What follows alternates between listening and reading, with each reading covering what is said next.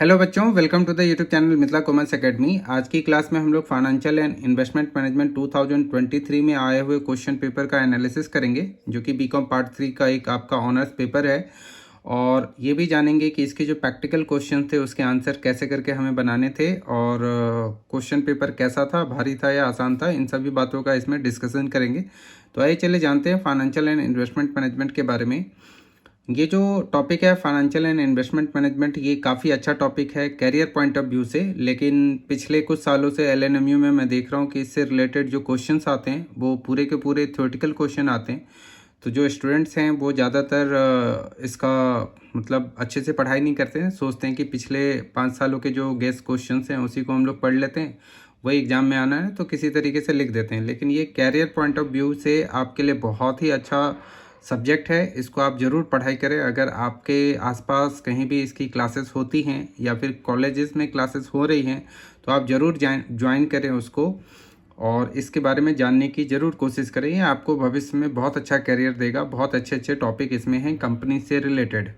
देखिए, इसमें जो पहला क्वेश्चन आया था वो आया था बेसिक से आया था कि finance is the life of blood of industry, कि वित्त उद्योग का जीवन रक्त है। कैसे? फाइनेंस का मतलब होता है कि एक कंपनी पैसा कहाँ से इकट्ठा करती है, इसके बारे में पता करना था। जैसे कि कंपनियां इक्विटी शेयर्स बेचकर पैसा इकट्ठा करती है, डिबेंचर बेचकर पैसा इकट्ठा करती है, और इससे संबंधित उनके क्या उद्देश्य होते हैं, इसकी चर्चा करनी थी। तो ये जो पहला क्वेश्चन था इसका थ्योरी आंसर बहुत ही ज़्यादा लंबा है, उसको आपको लिखना था। इसके बाद जो दूसरा क्वेश्चन था वो बहुत आसान था कि लिवरेजेस कितने तरह के होते हैं, लिवरेजेस से आप क्या समझते हैं।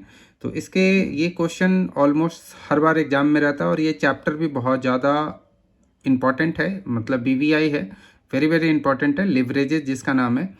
तो ये क्वेश्चन बहुत आसान था। आप जब पढ़ेंगे कभी भी इसके बारे में डिटेल में तो आपको बहुत आसानी से समझ में भी आ जाएगा। सेल्फ स्टडी से भी इसको बहुत आसानी से समझ सकते हैं। इसके बाद पोर्टफोलियो मैनेजमेंट की व्याख्या कीजिए। ये बहुत लेंदी सा क्वेश्चन है। पोर्टफोलियो मैनेजमेंट की व्याख्या बहुत ज़्यादा किया जा सकता है, तो ये क्वेश्चन मैं नहीं समझता कि उतना ज़्यादा अच्छा था लिखने के लिए, क्योंकि इसमें बहुत कुछ लिखना होता है। और चूंकि ये 20 नंबर का क्वेश्चन है तो आपको बहुत सारा इसमें लिखना पड़ता है। इसके बाद जैसे कि रिस्क क्या है, और सिस्टमैटिक रिस्क और अनसिस्टमैटिक रिस्क में क्या अंतर है, ये क्वेश्चन और ये जो टॉपिक है ये हर बार एग्जाम में रहता है। अभी मैंने ये कहा कि लिवरेजेस बहुत बार रहता है, मतलब एग्जाम में सबसे ज़्यादा इंपॉर्टेंट ये है। साथ ही साथ रिस्क क्या होता है ये भी है। तो यहाँ पर आपको रिस्क जो लिखना है वो रिस्क कंपनी के संबंध में लिखना है कि कंपनी अगर पैसा इकट्ठा करती है, यानी कि कंपनी जो भी पैसा इकट्ठा करती है इक्विटी शेयर्स बेचकर या डिबेंचर्स को बेचकर या बॉन्ड्स को बेचकर, तो उनके पीछे जो उनको खर्चा है, मतलब जैसे इक्विटी शेयर्स के पीछे डिविडेंड देना होता है, डिबेंचर के पीछे इंटरेस्ट देना होता है, तो उसमें क्या रिस्क है इसके बारे में आपको लिखना है। ये नॉर्मल रिस्क वर्ड नहीं है कि हाँ जोखिम क्या होता है, आप कुछ भी नहीं लिख दीजिएगा, ये ध्यान रखना है।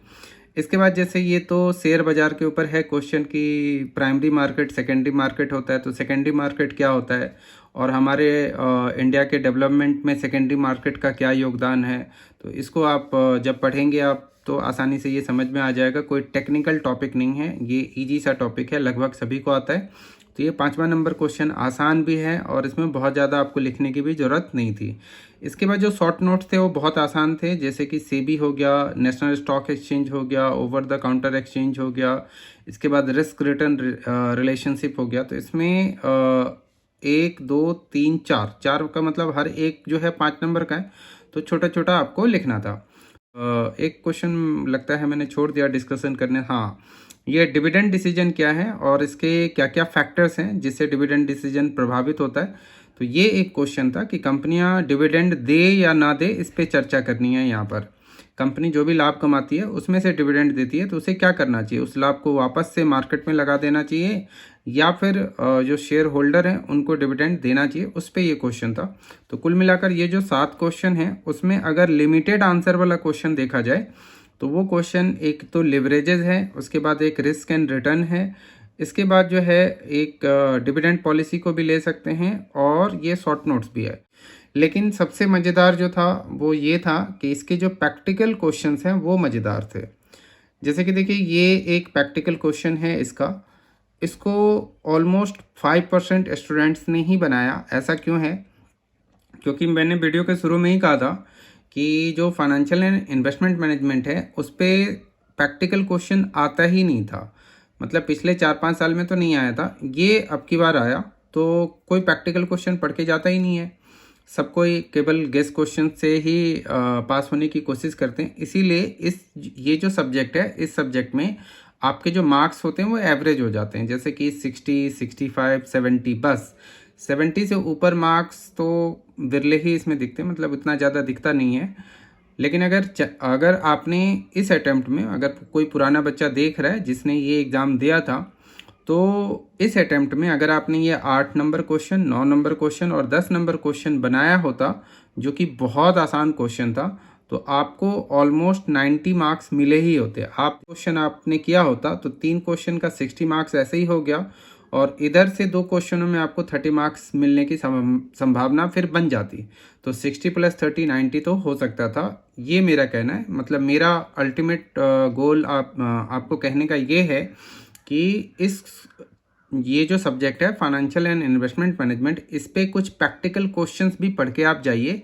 और अगर आप कहीं पे कोचिंग ले रहे हैं तो वहाँ पे टीचर को ये कहिए कि इसके जो प्रैक्टिकल क्वेश्चन हैं वो आपको करवाएं। तो एक कंपनी है जिसके 10 लाख इक्विटी शेयर्स हैं 10 ईच के, और उसके पास कोई कर्ज नहीं है, यहाँ पर नो डेप्ट्स लिखा हुआ है।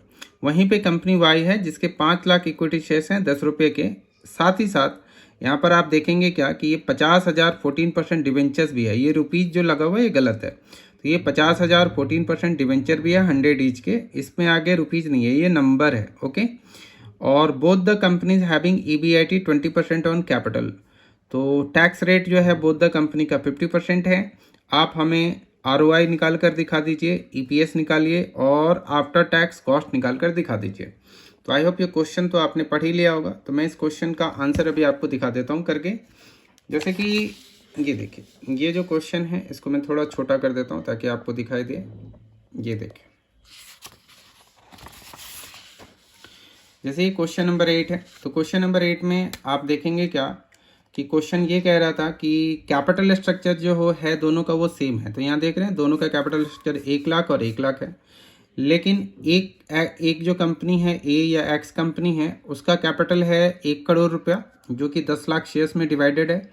और इसका जो शेयर्स है, शेयर कैपिटल है, वो आप क्वेश्चन में अगर आप देखेंगे, अगर स्क्रीनशॉट लिया होगा आपने, या अभी मैं थोड़ी देर में दिखा दूंगा आपको क्वेश्चन, तो वहाँ पर ये लिखा हुआ था कि इसके जो है 50,000 शेयर्स ही हैं, मतलब 5 लाख शेयर्स हैं 10 रुपये के हिसाब से, तो 50 लाख हो गया। और इसके पास 50,100 रुपये के 14% डिवेंचर भी हैं। तो ये देखिए, ये इनका कैपिटल स्ट्रक्चर हो गया 1 लाख और 1 लाख। अब आते हैं, दोनों की कमाने की क्षमता सेम थी, क्वेश्चन में ऐसा लिखा हुआ था कि दोनों जो हैं वो 20% कमा रहे हैं।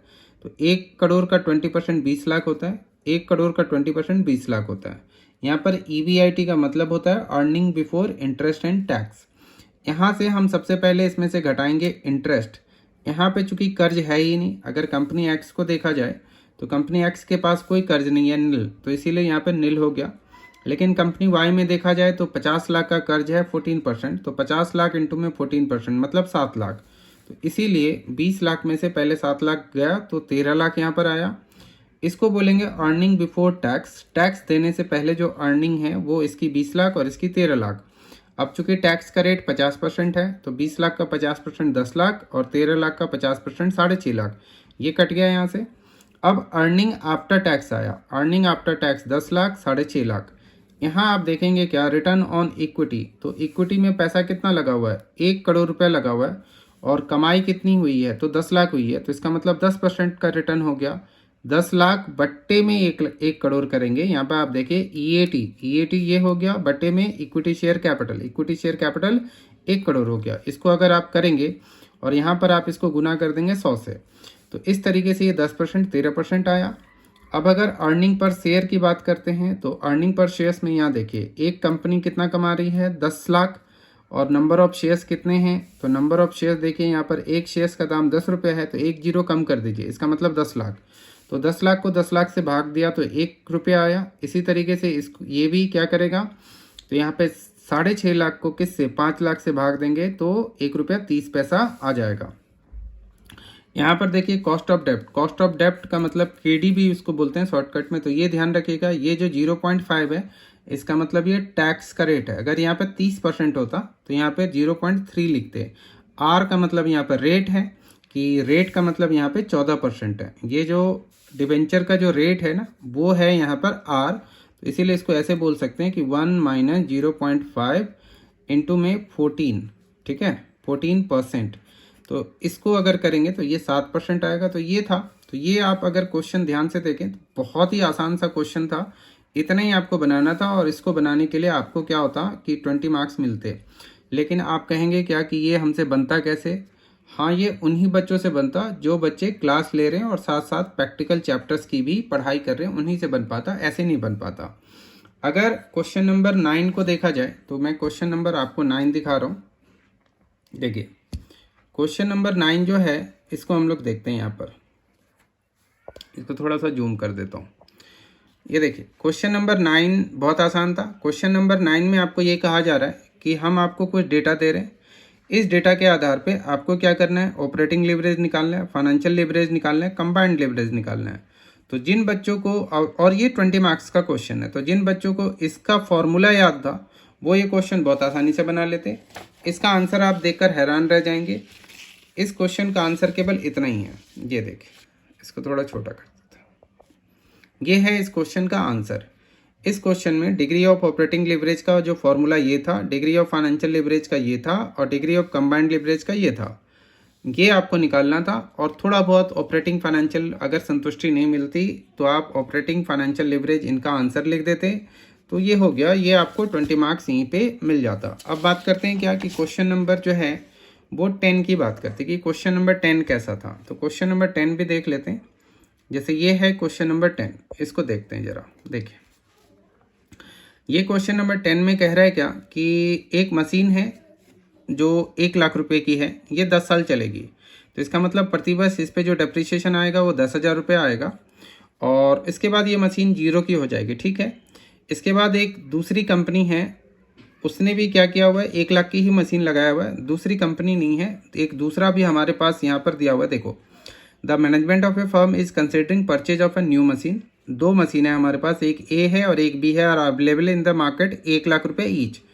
इसकी भी दाम 1 लाख है, इसकी भी दाम 1 लाख है। ये दोनों ही 10 साल चल सकता है। तो कौन सा मशीन हमें खरीदना चाहिए? तो इसका मतलब हुआ दोनों मशीन का जो डेप्रिसिएशन है वो 10,000 है, और जब ये मशीन खराब हो जाएगी तो 0 की हो जाएगी। इससे आपका जो प्रॉफिट है वो देखिए, एक जो प्रॉफिट है, एक मशीन का जो प्रॉफिट है वो 15,000 का प्रॉफिट है। ये 1 लाख नहीं होगा, ये 1 लाख गलत हो गया, यहाँ पे ये 15,000 है। एक मशीन का जो प्रॉफिट है वो 15,000 है, और दूसरी मशीन का जो प्रॉफिट है वो 10,000 है हर साल। तो आप हमें ये बताइए कि ये इसमें से कौन सा मशीन ज़्यादा अच्छा होगा और कब हमारा पैसा जो है वापस हो जाएगा, उसको बोलते हैं हम लोग पे बैक पीरियड। यहाँ पे ये ध्यान रखिएगा, ये गलत प्रिंट हो गया, ये 15,000 ही होगा, 1,15,000 नहीं होगा। तो इसमें कौन सा मशीन हमें लेना चाहिए, नहीं लेना चाहिए? तो इसमें बहुत आसान है। यहाँ पे अगर आपको कुछ फॉर्मूले पता होते, जैसे कि देखिए, जैसे अगर नेट कैश इनफ्लो निकालना होता है कैपिटल बस्टिंग में, तो उसका फॉर्मूला होता है profit after tax plus depreciation. तो मशीन 1 में जैसे मैंने बोला ना, वो 1,15,000 नहीं है, 15,000 है। तो मशीन 1 में अगर प्रॉफिट कमाया जा रहा है 15,000 और डेप्रिसिएशन 10, तो कुल मिलाकर जो इनफ्लो आ रहा है वो कितना आ रहा है, 25,000। और मशीन ए में जो पैसा लगा है 1 लाख, तो ये हमारा 1 लाख कब वापस हो जाएगा, इसी को हम लोग बोलते हैं पे बैक होना। तो पे बैक समय कितना लगेगा, हमने जितना इन्वेस्टमेंट किया हुआ है, यानी कि हमारा जो आउटफ्लो है, आउटफ्लो को हम लोग यहाँ पे इन्वेस्टमेंट भी कह सकते हैं। तो हमने जितना इन्वेस्टमेंट किया हुआ है वो इन्वेस्टमेंट का पैसा हमें कब वापस हो जाएगा। तो आप इसको सिंपली भाग दे दीजिए, मतलब 4 सालों में ये पैसा वापस हो जाएगा। तो अगर आप इतना आंसर बना देते किसका, क्वेश्चन नंबर 10 का, तो यहाँ भी आपको 20 मार्क्स मिल सकते थे बहुत आसानी से। तो फाइनली मुझे यही कहना है, फाइनेंशियल एंड इन्वेस्टमेंट मैनेजमेंट में अगर आप इसकी जो अब एग्ज़ाम होने वाला है आपका, तो इसमें मेरा ये कहना है कि थ्योरेटिकल क्वेश्चन तो कीजिए, लेकिन कुछ कुछ ऐसे चैप्टर्स हैं जिन चैप्टर को आप ज़रूर पढ़कर जाइए। वो चैप्टर मैं आपको बता देता हूँ कि कौन कौन से ऐसे चैप्टर हैं जिनके प्रैक्टिकल क्वेश्चन ज़रूर करके जाइए। जो पहला चैप्टर है उसका नाम है कैपिटल बजटिंग, इसके ज़रूर करके जाइए आप। एक हो गया। जो दूसरा चैप्टर है उसका नाम है कैपिटल स्ट्रक्चर। ये भी आप करके जाइए। और जो तीसरा है चैप्टर उसका नाम है लिवरेजेस।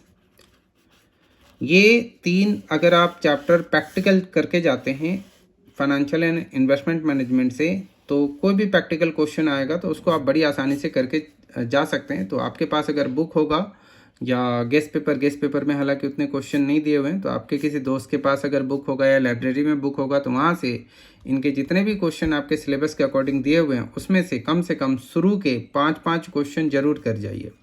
एग्जाम्पल से भी 5 क्वेश्चन और एक्सरसाइज से भी 5 क्वेश्चन, मतलब इसके 10 क्वेश्चन, इसके 10 क्वेश्चन और इसके 10 क्वेश्चन। अगर क्वेश्चन आएगा तो इन्हीं तीनों में से कहीं इसी 10 में से कोई एक आएगा और आप बड़ी आसानी से बना लेंगे। और फ़ायदा इसका ये होगा कि आपको इसके पूरे मार्क्स मिलेंगे। मतलब अगर 3 क्वेश्चन आप बना लेते हैं तो 60 मार्क्स मिले। फिर जो आप 2 थ्योरी लिखेंगे तो उसमें भी आपको अच्छे नंबर मिल सकते हैं। तो इस टॉपिक को ध्यान रखना है, पूरा का पूरा थ्योरी नहीं समझना है, प्रैक्टिकल भी इसको समझना है। तो आज की इस वीडियो में हम लोग इतनी बातें करते हैं। और अगर आपको कोई डाउट हो या कुछ भी हो तो आप मुझे बताइएगा। व्हाट्सएप पे भी कर सकते हैं या टेलीग्राम पे पूछ सकते हैं। तो जब भी कभी मुझे समय मिलेगा या मैं जैसे ही आपका मैसेज देखूंगा तो मैं रिप्लाई करूंगा आपको। तो आज की इस वीडियो में इतना ही। Thanks for watching the video. We will continue in next class. Thank you so much. Good bye.